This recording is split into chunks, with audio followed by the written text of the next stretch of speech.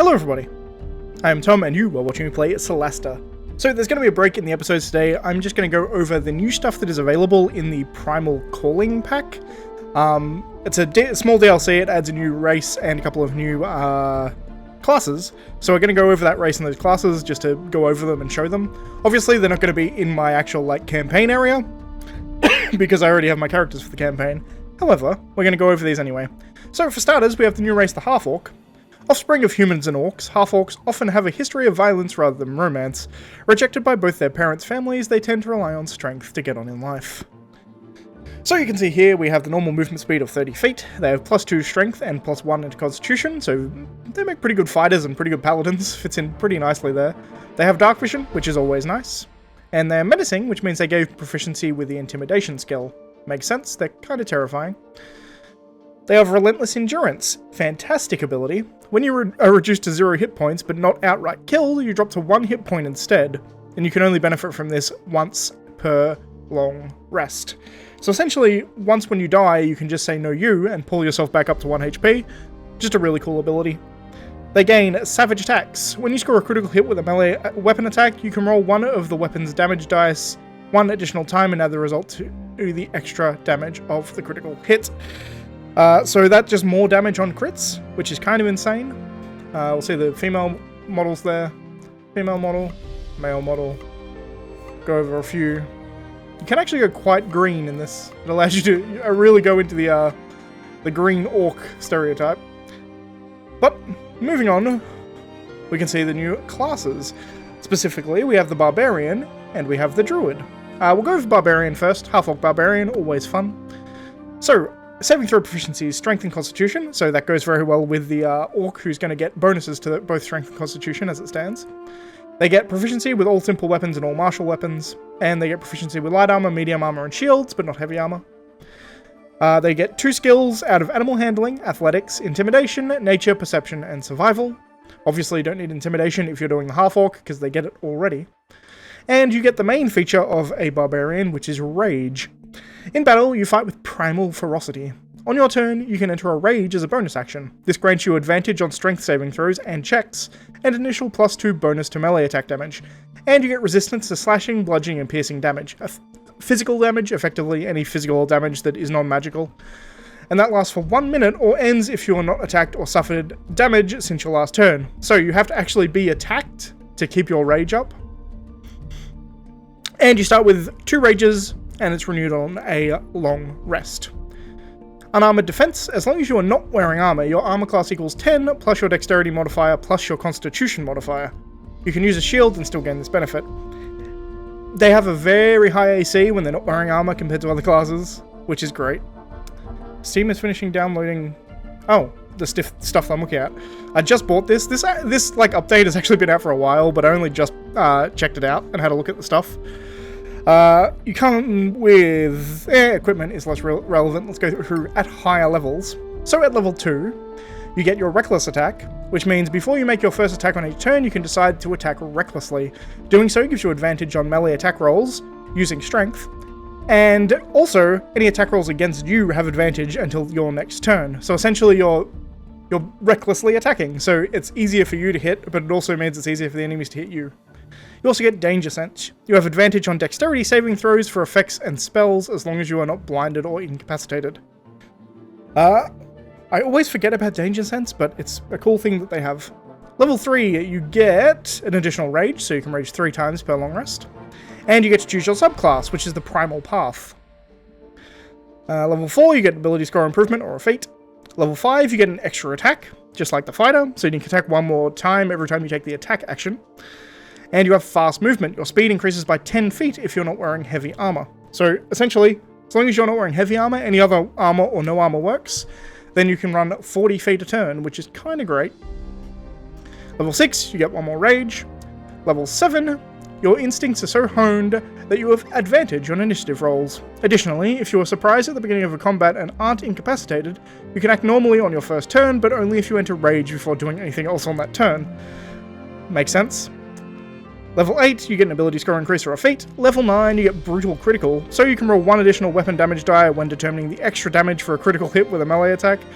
Even more damage on top of your already good criticals. I think this stacks with the Half-Orc, so if you have both Half-Orc and a level 9 Barbarian, you're going to be doing a lot of damage on a crit. And you can also increase your rages to 1 more time, which I believe brings it to 4. Level 11, you get Relentless Rage. If you drop to 0 hit points while you're raging and don't die outright, you can make a DC 10 Constitution saving throw. If you succeed, you drop to 1 hit point instead. Each time you use this feature after the first, the DC increases by 5. When you finish a short or long rest, the DC resets to 10. So interestingly, this is just a better version of what the Orc gets by default. I assume it stacks. I assume the first time you go down, it uses the Orc one, and then the next time you go down, it will use the Relentless Rage. Interesting. And then finally, level 12, you get 1 more additional Rage, and an ability score increase.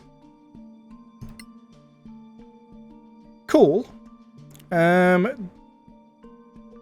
Doesn't really go through the subclasses here, but that's fine. That's less relevant.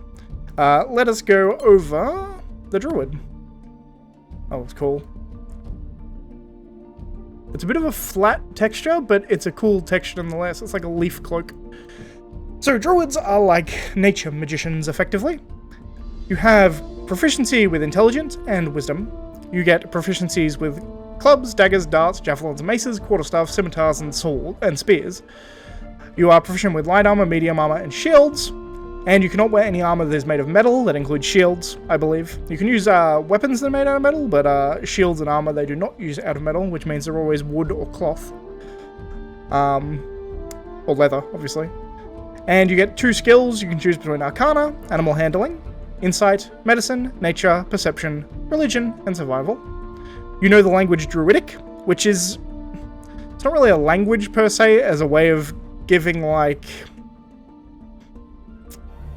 It's a way of coding messages more so than it is a language, but it depends on the setting. This game may actually use it just as a language, I'm not sure. But it's usually a written thing more than a spoken thing.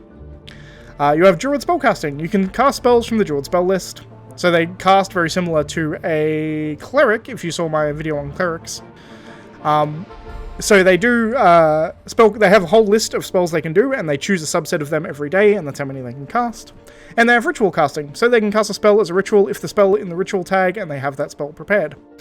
And you start with a wooden shield, scimitar, druid leather armor, explorer's pack, and a druidic focus. And let's have a look at what they get at higher levels.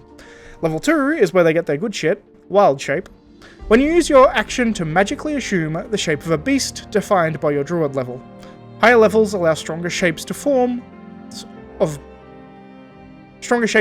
motion. So what this means, it's not entirely clear. Obviously this makes sense. Stronger shapes, the higher level you are, the bigger the animal you can turn into, and the more powerful the animal you can turn into. Forms of motion, it means swimming and flying. So I think you need to be level 6, I believe, lets you turn into swimming creatures, and then level 8 allows you to turn into flying creatures. I could be wrong on those levels, but I'm pretty sure that's what it is. But essentially you can't turn into anything that can fly at low levels, so you can't like kind of cheese flight that early, but I don't know. I think it's a bit of a silly restriction, but it makes sense. Like, it doesn't make sense anyway in the lore, but it does kind of make sense from a balancing perspective. In any case, you can use this feature twice, and you regain any expended uses when you finish a short or a long rest. And at second level, you get to choose your subclass, which is a Druid Circle. I believe the 2 that they'll have in here, I'm not entirely sure the 2 they have in here, but I'm assuming it is going to be Circle of Land and Circle of Moon. Circle of Land focuses more on magic, Circle of Moon focuses more on wild shape, and allows you to transform into more powerful beasts. Level 4, you get an ability score choice, so you can increase your ability score or you can pick a feat. Level 8, you get an ability score choice, you can get either an ability score or a bonus feat. And 12, you get the same thing. So all of the other things they get is directly down to their subclass, which is why it looks a bit bare bones in the general features. But that's fine. Let's see. We also get the Wanderer subclass. This is also added from this. The Wanderer background. So you get Lone Wolf, proficiency in survival and nature, and you're proficient with smith's tools and a herbalism kit. You get a bunch of shit from your equipment, and then these are all the same. The basic ones are caution, egoism, pragmatism, and kindness. And these are all the same. You can choose these for any background. posterity. Let's do this. Let's put these in. Don't really care. I mean, let's put wisdom up high. Sure. That'll work. We can choose the scores that we wish. So, go over the spells. Cantrips that we get initially, there's Annoying Bee, Guidance, Poison Spray, Produce Flame, Resistance, Shillelagh, Sparkle, and Venom Spike. Shillelagh, you essentially turn a club that you're holding or a quarterstaff into a magical weapon. So you add your Wisdom modifier to the damage rather than your Strength modifier. Anything else here that is new specific to this class? Maybe Venom Spike? Let's have a look. A Bone Spike that pierces and poisons its target. I believe that is Druid specific. I don't remember seeing that on Wizard. The rest are all on Wizard, and I've gone through them before. But Shillelagh and Venom Spike are both new. Let's take them, why not? And then Identity. A lot of these is going to be very similar. These are the orc faces. I'll go through them very quickly. They look like orcs. Not that interesting by all accounts.